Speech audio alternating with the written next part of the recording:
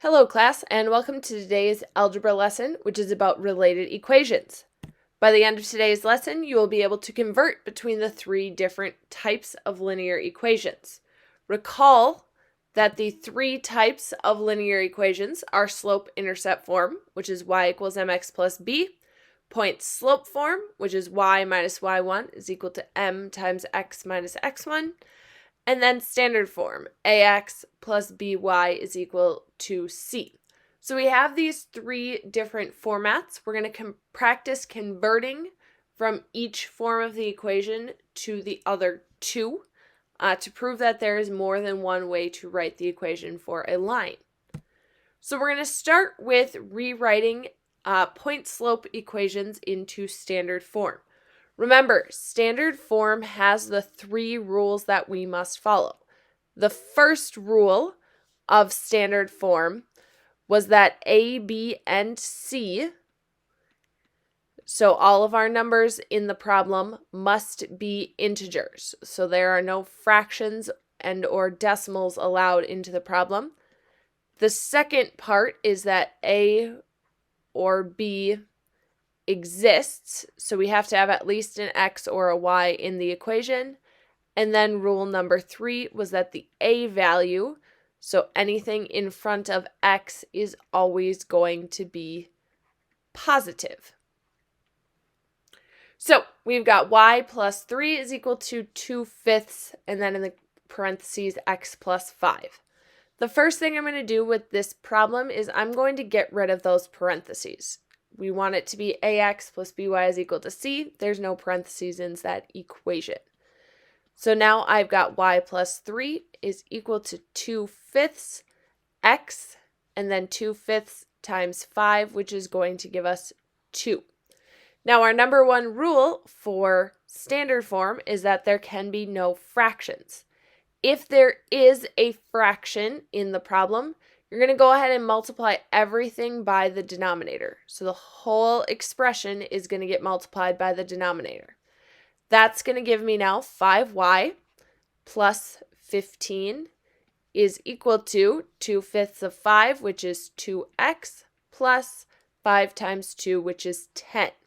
So we've accomplished goal number 1 now. Goal number 2 is that a or b exists, so there's an x and or a y in the equation. In this case, we've got both of them, so we're good there. Then our a value, so the number in front of x, has to be positive. So right now, we have positive 2x, so that's going to stay put as I rearrange my equation. Now, to get into ax plus by, I need to move the y value over by the x. Again, the x is already positive, so I'm not going to move that.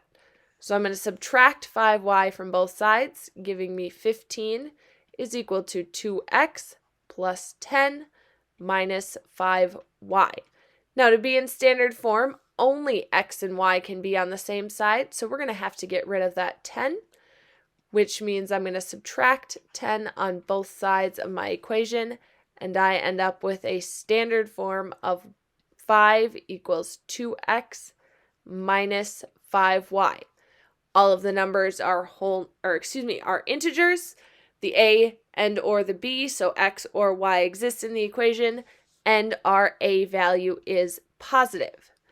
If you wanted to switch it around so that the x and the y are on the left side, you could also have written 2x minus 5y is equal to 5. You can flip-flop if it is on the left or the right side of that equal sign. Go ahead and try this one on your own.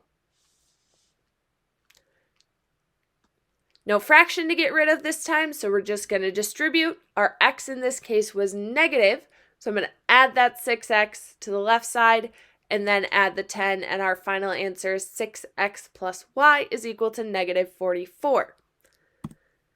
I'm now going to take my slope-intercept form and turn that into standard form. No parentheses, so nothing to distribute there, but once again, I've got a fraction, which is not allowed in standard form, so I'm going to multiply that denominator, and I get 8y is equal to negative 3/8 times 8, so negative 3x, and then 8 times 5 is 40. X and or Y exists, so we're good on rule number 2. Rule number 3 is that A is positive. Currently, it is a negative 3x, so I'm going to add the 3x to both sides to get the number in front of x to be positive, and I end up with 3x plus 8y is equal to 40. And that is the final form of my expression because I am in ax plus by is equal to c. Go ahead and try this one on your own. First thing you're going to need to do is multiply this full expression by 2, which is how we get to 2y is equal to 1x minus 18. Then we're going to get the x and y on the same side by subtracting 2y on both sides, get the number away, and that's going to give us 18 is equal to x minus 2y. If you had 1x minus 2y, that is also okay. Or you can flip-flop it so that that 18 is on the right side of the equation. So we've converted both to standard form. Now we're going to practice converting the other two formats to slope-intercept form. Remember, slope-intercept form, we want the final answer to look like y equals mx plus b. So once again, there's no parentheses in this problem. So if I'm starting in point slope, I'm going to distribute across those parentheses. So I end up with y plus 6 is equal to negative 3x, and then negative 3 times negative 4 is going to give me a positive 12. I want my y value to be by itself, so I'm going to subtract 6 on both sides of the equation and give myself a final answer of y is equal to negative 3x plus 6. So we are in y is equal to mx plus b format.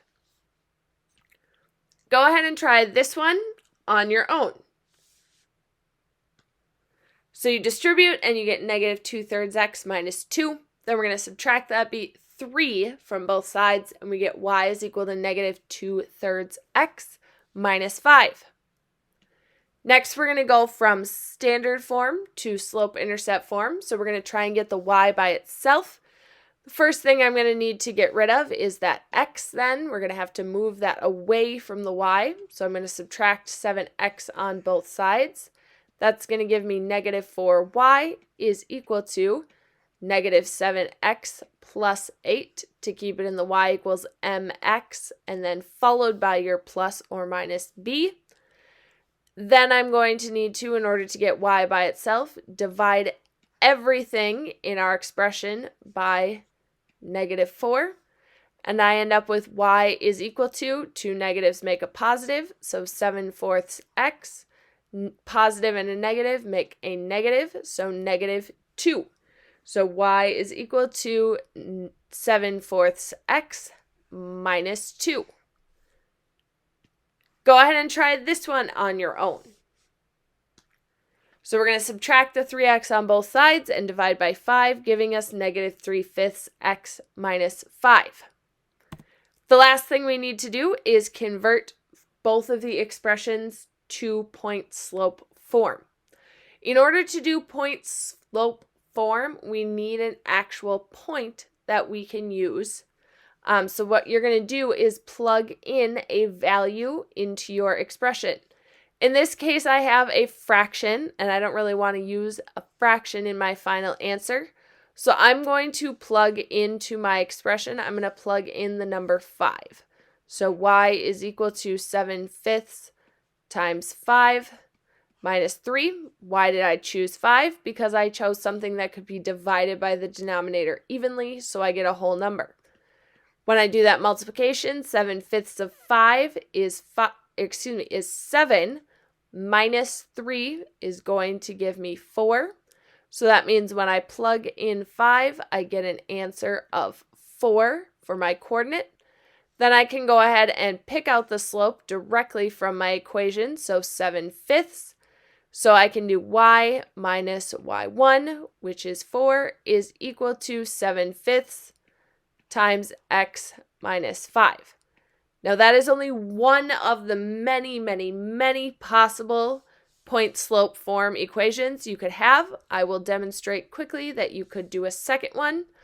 So I'm going to say y is equal to 7/5. This time I'm going to use negative 15, just another number that can be divided by 5, minus 3. When I solve this one, 7/5 of negative 15 is negative 21, minus 3 is negative 24. So my point this time is negative 15, what we plugged in, negative 24, which is what we got for the answer. So when I write this one in in point slope form, it's going to be y plus 24 is equal to 7/5 times x plus 15. Again, both the purple and the green equations are correct answers for this problem. So that is why it is very important for you to show your work for finding the coordinate, because how you find the coordinate or what you pick as your coordinate that you have found is going to determine your answer. Go ahead and try this one on your own. Once again, I plugged in 3 here. That is one of the many possibilities. You'll end up with 3, negative 8 if you chose 3 as your coordinate. If you did not and you would like me to check your answer for you, make sure to talk to me about it tomorrow during class. Last piece, going from our standard form into our point slope form. Once again, we need to pick out a point. So I'm going to plug in, once again, we can pick any value for x. I'm going to just pick 1 because that's the simplest number. So 5 times 1 plus 3y is equal to 14.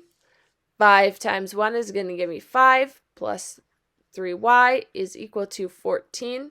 I'm going to continue solving by subtracting 5 on both sides, giving me 3y is equal to 9.